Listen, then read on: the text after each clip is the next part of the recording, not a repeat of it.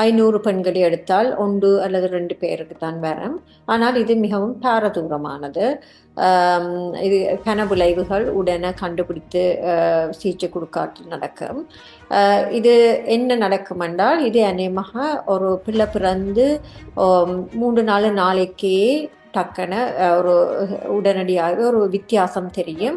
சில பெண்களுக்கு சில வேளை ஆக்கள் சுற்றி வர இல்லாமலே ஆக்கள் கதைக்கிற மாதிரி குரல்கள், தன்னை காயப்படுத்த சொல்லி அல்லாட்டி பிள்ளையை காயப்படுத்த சொல்லக்கூடிய பிள்ளைன்ற உயிருக்கு கேடு விளைவிக்கிற மாதிரி அப்படிப்பட்ட ஒரு எண்ணங்கள் குரல்கள் கேட்கக்கூடும்.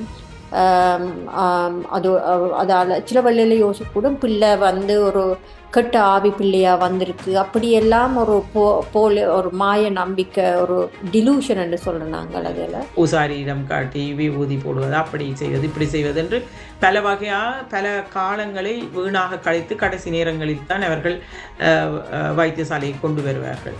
இப்போ அப்படி நடக்கும் பொழுது பிள்ளை பாதிக்கப்பட்டிருக்கும், அவர்களுடைய குடும்பத்தில் இருக்கின்ற குடும்ப கட்டமைப்பு சீர்குலைந்திருக்கும். குடும்பத்தாரோ பாதிக்கப்பட்ட பெண்களோ தாங்களாம் ஒன்றும் டயக்னோஸ் பண்ண தேவையில்லை. ஆனால் ஒரு சந்தேகம் இருந்ததுன்னா உடனே போய் நீங்கள் ஆலோசனை இருக்கிறது முக்கியம். ஆஸ்திரேலிய வாழ் ஜாழ் பல்கலைக்கழக மருத்துவ பீட வைத்தியர்கள் வழங்கும் ஆரோக்கிய வாழ்வு நிகழ்ச்சி. உடல் உள்ள ஆரோக்கியம் சம்பந்தமான அன்றாட வாழ்வில் எதிர்நோக்குகின்ற பிரச்சனைகள் பற்றிய கலந்துரையாடல் நிகழ்ச்சி பிரதி வியாழக்கிழமைகளில் பிற்பகல் 6:30 மணியிலிருந்து 7:30 மணி வரை கேட்க தவறாதீர்கள்.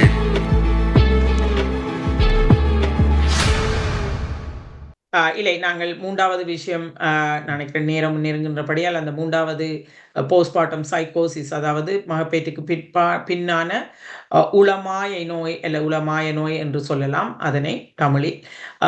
அதை பற்றி கொஞ்சம் சொல்லுங்கள் தாரணி. ஆமாம், மகப்பேற்றுக்கு பின்பான் இந்த போஸ்ட்மார்ட்டம் சைக்கோசிஸ் இது மிகவும் அரிதாகத்தான். அதாவது கிட்டத்தட்ட 500 பெண்களை எடுத்தால் 1 அல்லது 2 பேருக்கு தான் வரும். ஆனால் இது மிகவும் பாரதூரமானது. இது கனவிளைவுகள் உடனே கண்டுபிடித்து சிகிச்சை கொடுக்காட்டி நடக்கும். இது என்ன நடக்கும் என்றால், இது அநேகமாக ஒரு பிள்ளை பிறந்து 3-4 நாளைக்கே டக்குன ஒரு உடனடியாக ஒரு வித்தியாசம் தெரியும். நித்திர கொள்றத துப்புரவுக்கு மேலாம போயிடும். அதோட ஒரு குழப்பம், சும்மா திரியிறது, பிள்ளையை கவனிக்க இல்லாம போறது, தன்னை சுற்றி என்ன நடக்குதுன்னு அந்த பெண்ணுக்கு தெரியாம போய் அதோட அழுகிறது, பசி இல்லை, தன்னை கவனிக்கிறேல, துப்புரவுகள் அப்படி ஒன்றும் தூய்மையா பிள்ளைய வச்சிருக்க இல்லாம போறது. அதுகளோட நாங்கள் ஏன் சைக்கோசிஸ்ன்னு சொல்றோம்னா அதுக்கு சில குணக்குறியல் இருக்கணும். அதாவது சில சந்தேகங்கள், அத போலி நம்பிக்கையில் ஒரு உளமாயை மாதிரி யாராவது தன்னை ஆக்கள் வெறுக்கினம் இல்லாட்டில் ஆக்கள் தன்னை ஒரு டேஞ்சர் தனக்கு தன்னை பாதுகாப்புக்கு அல்லாட்டி பிள்ளைன்ற பாதுகாப்புக்கு யாரோ வந்து பிள்ளையை கொலை செய்ய போனோம், அல்லது தன்னை எது உதாரணமாக சொன்னால் தன்னை கொலை செய்ய போனோம், தன்னை சுற்றி ஆக்கள் பின்னுக்கு வரையினம், அல்லது வீட்டில் கேமராக்கள் பூட்டி இருக்கு, அப்படிப்பட்ட ஒரு ஒரு மாய அப்படியான ஒரு எண்ணங்களும் சில பெண்களுக்கு சில வேளை ஆக்கள் சுற்றி வர இல்லாமலே ஆக்கள் கதைக்கிற மாதிரி குரல்கள், தன்னை காயப்படுத்த சொல்லி அல்லாட்டி பிள்ளையை காயப்படுத்த சொல்லக்கூடிய பிள்ளைன்ற உயிருக்கு கேடு விளைவிக்கிற மாதிரி அப்படிப்பட்ட ஒரு எண்ணங்கள் குரல்கள் கேட்கக்கூடும். அதால் சில வழியில் யோசிக்கக்கூடும் பிள்ளை வந்து ஒரு கெட்ட ஆவி பிள்ளையா வந்திருக்கு அப்படியெல்லாம் ஒரு ஒரு மாய நம்பிக்கை, ஒரு டிலூஷன் என்று சொல்கிறோம் நாங்கள். அதில் அதுகள் வந்து பிள்ளை இந்த உயிருக்கு ஆபத்து மாதிரி, தண்ட உயிருக்கு ஆபத்து மாதிரியும் இது சரியாக கண்டுபிடித்து ட்ரீட் பண்ணாட்டில் அப்படிப்பட்ட ஒரு நிலைமைகளும் நடக்கக்கூடும். அரிதாகத்தான், ஆனால் இது மிகவும் ஒரு பாரதூரமானது. நீங்கள் சில வேளை கேள்விப்பட்டீங்க பைப்போலர் டிசார்டர் என்று சொல்றது இருதுருவ மனநோய். அவை சில வேளையில சந்தோஷமா சில வேளை அர்த்தம் வரைக்கும் கூட சந்தோஷமா இருப்பினா அடுத்த முறை மேனியான்னு சொல்றது அடுத்த முறை வரைக்கும் டிப்ரெஸ்டா இருப்பினா மன அழுத்தம் அப்படிப்பட்ட வருத்தங்கள் குடும்பத்தில் இருந்தா அல்லது இந்த பெண்ணுக்கே முந்தி இருந்தா இப்படிப்பட்ட போஸ்ட்மார்ட்டம் சைக்கோசிஸ் வர சான்ஸ் வந்து சரியான கூட. இதுக்கு ஒரே வழி வந்து மருத்துவரை அணுகி ஆஸ்பத்திரியில அட்மிட் பண்ணி சிகிச்சை எடுக்கணும் உடனடியாக. அதுக்கு மருந்துகள் இருக்கு. ஆமாம். நீங்கள் சொன்னது போல இந்த உளமாய நோய் ஒரு அதனை குணப்படுத்தாவிட்டில் அதன் பாரதூரமான விளைவுகளை அந்த தாயும் சேயும் அனுபவிக்க வேண்டி வரும். போலி நம்பிக்கைகள் என்பது குடும்பத்தில் பல பிரச்சனைகளை உருவாக்கும். அதாவது டெலூஷன்ஸ் என்று நீங்கள் சொன்னீர்கள்.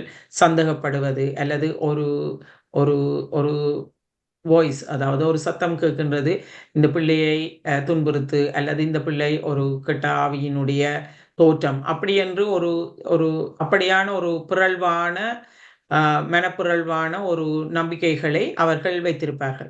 அந்த நம்பிக்கைகளின் நிமித்தம் அவர்களுடைய ஆக்ஷன்ஸ், அதாவது அவர்களுடைய தொழிற்பாடுகள் சில வேளைகளில் பிள்ளையை பாதிக்கக்கூடிய வகையில் அமையலாம். எனவே அந்த அப்படியான நீங்கள் சொன்னீர்கள் 500 பேர் எடுத்தால் அதில் ஒருவருக்கு வரக்கூடிய வாய்ப்பு இருக்கின்றது. அப்படித்தானே தாரணி? என்றபடியால் நாங்கள் அது அப்படியான குணங்குறிகள் யாரும் இருக்கும் பொழுது நீங்கள் அதாவது மற்றது குடும்ப பின்னணி நீங்கள் சொன்ன மாதிரி அவர்களுக்கு இந்த பாரிய உள ரீதியான நோய்கள் இருக்கின்ற குடும்ப பின்னணி இருப்பவர்கள் ஜெனட்டிக் பேக்ரவுண்ட், அதாவது அப்படியானவர்களுக்கு இப்படியான வருகின்ற வாய்ப்புகள் கூடுதலாக இருப்பதாக நீங்கள் குறிப்பிட்டிருந்தீர்கள்.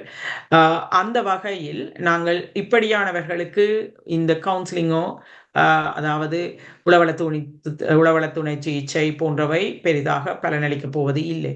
எனவே அவர்களை நீங்கள் வைத்தியசாலையில் அனுமதித்துத்தான் சிகிச்சை உடனடியாக அளிக்க வேண்டும், அல்லது சில வழிகளில் குழந்தையை இழக்க வேண்டிய நிலைமை கூட ஏற்படலாம். ஏனென்றால் இது அவர்களின் பிழையிலே அவர்கள் கொண்டிருக்கின்ற போலி நம்பிக்கை அவர்களை என்னவாவது செய்ய தூண்டலாம். அப்படி நடக்கும் பொழுது அது பாரதூரமான விளைவுகளை குடும்பத்தில் ஏற்படுத்தலாம். எனவே இது ஒரு இப்படி சில வழிகளில் நீங்கள் பார்த்திருப்பீர்கள். நான் இலங்கையில் வைத்தியராகவே இந்த உள ரீதியான மருத்துவ ஓடில் வேலை செய்யும் பொழுது நான் பார்த்திருப்பேன். சிலர் இதை கொண்டு போய் இந்த பூசாரியிடம் காட்டி விபூதி போடுவது, அப்படி செய்வது, இப்படி செய்வது என்று பல காலங்களை வீணாக கழித்து கடைசி நேரங்களில் தான் அவர்கள் வைத்தியசாலையை கொண்டு வருவார்கள். அப்படி நடக்கும் பொழுது பிள்ளை பாதிக்கப்பட்டிருக்கும், அவர்களுடைய குடும்பத்தில் இருக்கின்ற குடும்ப கட்டமைப்பு சீர்குலைந்திருக்கும், உறவு கணவன் மனைவிக்குரிய உறவு பாதிக்கப்பட்டிருக்கும். அப்படி பல பிரச்சனைகள், இதிலிருந்து குடும்பம் பிரிவதற்குரிய வாய்ப்பு, அப்படி பல பிரச்சனைகளை நான் கண்டிருக்கின்றேன் கண்கூடாக. எனவே இப்படியான சந்தர்ப்பங்களில் நீங்கள் என்ன செய்ய வேண்டும் என்றால், நீங்கள் இப்பொழுது நான் முதலே சொன்னேன், இந்த ஃபோன் கால் அதாவது ஃபோன் கன்சல்டேஷனே செய்யலாம். அப்போ உங்களுக்கு ஒன்றும் போக நேரம் இல்லை, பிள்ளையை பார்க்க வேண்டும், கணவர் மட்டும்தான் வீட்டில் இருக்கின்றார், இப்படி பிரச்சனை மனைவிக்கு இருக்கின்றது என்று தெரிந்தால் நீங்கள் ஒரு ஃபோன் காலை எடுத்து கூட மெடிக்கல் சென்டருக்கு உங்களுடைய குடும்ப வைத்தியருடன் கதைத்தால் அவர்கள் என்ன செய்ய வேண்டும், உடனடியாக என்னென்ன நடைமுறைகளை நீங்கள் அதாவது பின்பற்ற வேண்டும் என்று அவர்கள் ஃபோன்லேயே உங்களுக்கு சொல்லுவார்கள். எனவே என்றால் இப்பொழுது மெடிக்கேரில் பலருக்கு தெரியாமல் இருக்கலாம், மெடிக்கேரில் நீங்கள் இந்த ஃபோன் கன்சல்டேஷன் இப்பொழுது செய்வதற்கு அனுமதி இருக்கின்றது இந்த கோவிட் தொற்றுக்கு பிற்பாடு. எனவே நீங்கள் அப்படி செய்தீர்கள் என்றால் இந்த நோயின் தீவிரத்தை குறைப்பதற்கு, அல்லது நீங்கள் நோயை முன்கூட்டியே இனங்கண்டீர்கள் என்றால் நோயை கூடுதலாக பாதிப்படையாமல், அதாவது நோய் முற்றி வேறு விளைவுகளை ஏற்படுத்த முன்பு சிகிச்சை அளிக்க முடியும் என்ற செய்தியை சொல்லிக்கொண்டு, தாரணி, வேறு நீங்கள் சொன்னீர்கள், முதலே குறிப்பிட்டிருந்தீர்கள், இந்த 3 நாங்கள் இப்போ பார்த்தோம், போஸ்ட்மார்ட்டம் ப்ளூஸ் என்று சொல்லப்படுகின்ற ஒரு அதிக தூரம் பாதிப்பை ஏற்படுத்தாத, ஆனால் முதல் 2-3 நாட்களில் ஏற்படுகின்ற ஒரு ஒரு மனச்சோர்வு நிலைமை தான், ஆனால் ஒரு பெரிய அளவில் ஏற்பட மாட்டாது என்று முதல் கிழமைகளில் நீங்கள் அதனை பார்க்கலாம் என்று. அதனை விட நீங்கள் போஸ்ட்மார்ட்டம் டிப்ரெஷன், அதாவது உளச்சோர்வு நோயை பற்றி குறிப்பிடுந்தீர்கள். மற்றது இந்த மகப்பேற்றுக்கு பின்னான உளமாய நோய், அதாவது போஸ்ட்மார்ட்டம் சைக்கோசிஸ் என்ற பிரிவை ஒரு ஒரு பயங்கரமான ஒரு விளைவை ஏற்படுத்தக்கூடிய ஒரு நோயை, அது 500 பேர் எடுத்துக்கொண்டால் ஒருவருக்கு ஏற்பட்டாலும் அப்படியான நிலையை நாங்கள் உடனடியாக கண்டுபிடித்து வைத்தியசாலையில் அனுமதித்து அவர்களுக்கு சிகிச்சை கொடுக்க வேண்டும் என்ற செய்தியையும் சொல்லியிருந்தீர்கள். இந்த நேரத்தில் இதை விட நீங்கள் வேறு ஏதாவது இந்த மகப்பேற்றுக்கு பின்னான வேறு ஏதாவது வியாதிகளை பற்றி சொல்ல இருக்கின்றதா? நேரம் போதாமல் நான் வேறு 2 கண்டிஷன்ஸை பற்றி சொல்லலாம். ஒன்று, சில பெண்களுக்கு நீங்கள் கேள்விப்பட்டிருப்பீங்க ஓசிடி என்று சொல்கிறது. சில எண்ணங்கள் திருப்பி திருப்பி, பெண்கள் இல்லை, சில சில ஒரு கண்டிஷன் இருக்குது. அதாவது கையில் அழுக்கா இருக்குன்னு அடிக்கடி போய் கையை கழுவுறது, அப்படிப்பட்ட பெரிய உதாரணத்தை சொல்ல போனால் அப்படிப்பட்ட பிரச்சனைகள் முந்தையே அவைகளுக்கு இருந்த அதுகள் வந்து கூடி அது பிள்ளைண்ட கவனிக்கிறத பாதிக்கக்கூடும். அதையும் இப்போ ரெகக்னைஸ் பண்ணியிருக்கு. இப்போ மருத்துவ உலகில் இப்படிப்பட்ட பிரச்சனைகளும் கூடும் பிள்ளை பிறந்தா பிறகு. அதே நேரம் முந்தையே அந்த பிடிஎஸ்டின்னு கேள்விப்பட்டிருப்பீங்க, நெருக்கீட்டுக்கு பின்பான உளவடை. அதாவது ஒரு மேஜர் ட்ரோமா, ஒரு சீரியஸ் ப்ராப்ளம், அதாவது ஒரு பாலியல் வல்லுறவோ அல்லது ஒரு ஆக்சிடென்ட்டில் இது பண்ணி ஒரு காயப்பட்டு அப்படிப்பட்ட இதுகளுக்கு முகம் கொடுத்தா அவர்களுக்கு அதை பற்றி கனவுகள், அதை பற்றி அதே நினைவுகள் திருப்பி திருப்பி வந்து அவர்களை துன்புறுத்தக்கூடும். அப்படிப்பட்ட பிரச்சனைகளும் சில வேளையில் பிள்ளை பிறந்தா பிறகு லேபர் நேரம், அதாவது பிரசவ நேரம் ஏதம் அப்படி நடந்தாலும் அதுகள் திருப்பி திருப்பி வந்து அவர்களுக்கு கரைச்சல் கொடுக்கக்கூடும், பிறகு டெவலப் பண்ணக்கூடும். நான் என்ன சொல்ல முதல்ல என்ன சொல்ல விரும்புகிறேன் என்றால், குடும்பத்தாரோ பாதிக்கப்பட்ட பெண்களோ தாங்களாக ஒன்றும் டயக்னோஸ் பண்ண தேவையில்லை. ஆனால் ஒரு சந்தேகம் இருந்ததுன்னா உடனே போய் நீங்கள் ஆலோசனை எடுக்கிறது முக்கியம். இந்த நீங்க சொன்ன மாதிரி இந்த நான் குறிப்பிட்ட இந்த 3 விட நீங்கள் சொன்ன 2 வியாதிகள், அதாவது ஓசிடி என்று சொல்லப்படுகின்ற ஒப்சசிவ் கம்பல்சிவ் டிஸார்டர், அது நீங்கள் சொன்னது அது பிள்ளையின் நலத்தை பாதிக்கும். பிள்ளையின் உடல் நலம் உள நலம் 2ஐயும் பாதிக்கக்கூடிய வாய்ப்புகள் அதிகமாக இருக்கின்றது அப்படிப்பட்ட நோய் ஏற்படும் பொழுது. நெருக்கட்டுக்கு பின்னான உளவடு, அது நீங்கள் இந்த நீங்கள் சொன்ன மாதிரி செக்ஷுவல் அசால்ட், அதாவது பாலியல் ரீதியான துன்புறுத்தல்கள் முன்பு ஏற்பட்டிருப்பவர்களுக்கு இப்படியான பிரச்சனைகள் வரலாம் என்று. என்ன இருந்தாலும் நாங்கள் இந்த நேரத்தில் நாங்கள் சொல்ல வேண்டிய முக்கியமான விடயம், இந்த மகப்பேற்றிற்கு பின்பு இப்படி பிரச்சனைகள் நீங்கள் ஏதாவது குணங்குறிகளை கண்டால் நீங்கள் இந்த குடும்ப வைத்தியருடன் அல்லது உங்களோட தாய் சேய் நல பார்க்கின்ற ஒரு தாதியரோ ஆரிடமாவது நீங்கள் ஒரு மருத்துவ உதவியை நீங்கள் கட்டாயமாக தாமதிக்காமல் நாட வேண்டும் என்ற செய்தியையும் சொல்லி, தாரணி, உங்களுடைய டேக் ஹோம் மெசேஜ் என்று சொல்லக்கூடிய என்ன செய்தியை நீங்கள் இன்று நேயர்களுக்கு சொல்லலாம் நினைக்கின்றீர்கள்? கடைசியாக நான் சொல்லக்கூடியது நல்ல விஷயம் என்னென்றால், இந்த வருத்தம் வந்தால் திருப்பி திருப்பி வரமண்டில்லை, அடுத்த ஒரு பிள்ளை பிற கேட்க வரக்கூடும். ஆனால் இந்த வருத்தங்கள் எல்லாமே உளநோய் எல்லாம் வடிவாக சிகிச்சை அளித்து முழுக்க சுகமாக்கக்கூடிய வருத்தங்கள்.